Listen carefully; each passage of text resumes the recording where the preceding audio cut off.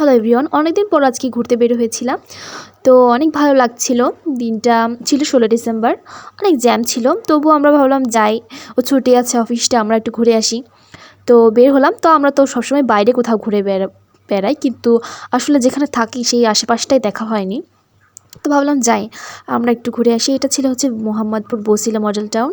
ওই বসিলা ব্রিজটা ছিল এখানে। তো আমরা বললাম যে যাই, আমরা তো কখনো ব্রিজটা দেখিনি, যাই আমরা দুজনে একটু ব্রিজটা ঘুরে দেখে আসি। তো আমরা যাচ্ছিলাম, কিন্তু অনেক অনেক জ্যাম ছিল। তবুও সূর্যটা অস্ত যাচ্ছিলো, মানে বিকাল টাইম ছিল, অনেক সুন্দর লাগছিল জায়গাটা। কিন্তু অনেক জ্যাম থাকার কারণে আমরা কোনো ছবি টবি তুলতে পারি নাই।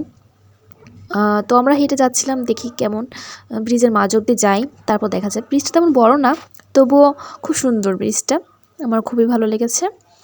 তো যাচ্ছিলাম, কিন্তু অনেক জ্যাম ছিল, তো আমরাও হাঁটতেও লাগছিল, কারণ মোহাম্মদপুর তো সবাই জানেন যে কেমন এখন সন্ত্রাসীরা মানে বেশি বেড়ে গেছে, চিন্তাই হয়।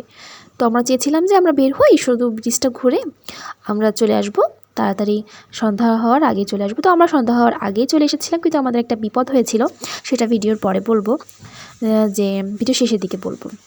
তো আমরা এখন ব্রিজের কাছাকাছি চলে এসেছি। তো আমরা দেখছিলাম যে থেকে উপর থেকে নিচে দেখছিলাম, কিন্তু অনেক ময়লা ছিল নিচে। তো উপরের দিকে আমাদের তেমন একটা লাগে নাই, কারণ অনেক জ্যাম ছিল। তো দেখলাম নিচে অনেক মানুষ আছে।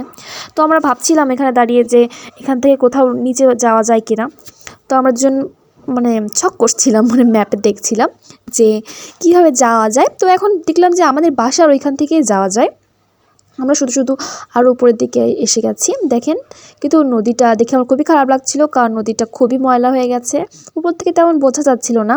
আমরা যখন নিচে যাই তখন ভালো করেই বুঝতে পারি যে আমরা নিচের দিকে চলে এসেছি।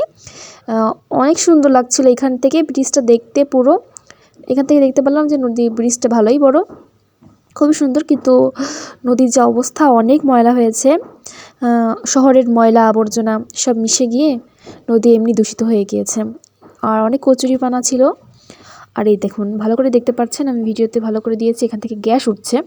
মানে এতই পরিমাণ দূষিত হয়ে গেছে পানি যে এরকমভাবে গ্যাস উঠছে। আপনারা আসতে পারেন এই জায়গাটায় আপনার প্রিয় মানুষের সাথে সুন্দর একটা সময় কাটাতে।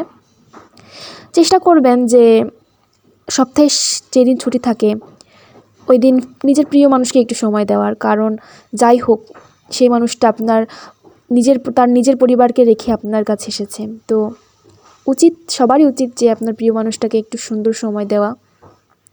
এতে কি হয়, সপ্তাহে যেই আপনি তো সারাদিনই ডিউটিতে থাকবেন, কিন্তু আপনার ওয়াইফটা তো বাসায় থাকবে, তো ওর একটা মানসিক শক্তি জোগাড় হবে, তো একটা ভালো লাগা কাজ করবে, একটা এনার্জি পাবে। তো চেষ্টা করবেন যে সপ্তাহে যে ছুটির দিনটা নিজের প্রিয় মানুষের সাথে দিতে, তাকে কোথাও একটু ঘুরতে নিয়ে, বেশি অনেক নেওয়া যাওয়া মানে যে কোথাও ঘুরতে নেওয়া যাওয়া মানে যে একদম 5 স্টার হোটেল নিয়ে যেতে হবে তাহলেই মেয়েদের মন পাওয়া যাবে, আসলে এমন না।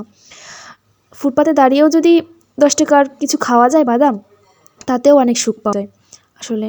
এজন্য চেষ্টা করবেন যে ছুটির দিনগুলো নিজের পরিবারের মানুষকে দেওয়ার, নিজের কাছের মানুষদের দেওয়ার, যাতে খুব সুন্দর একটা মেমোরি থাকে। আর কি বিপদ হবে সেটা বলতে চেয়েছিলাম, এটা হচ্ছে আমাদের এই ভিডিওটা করার পরে আমাদের মোবাইলটা নষ্ট হয়ে যায়।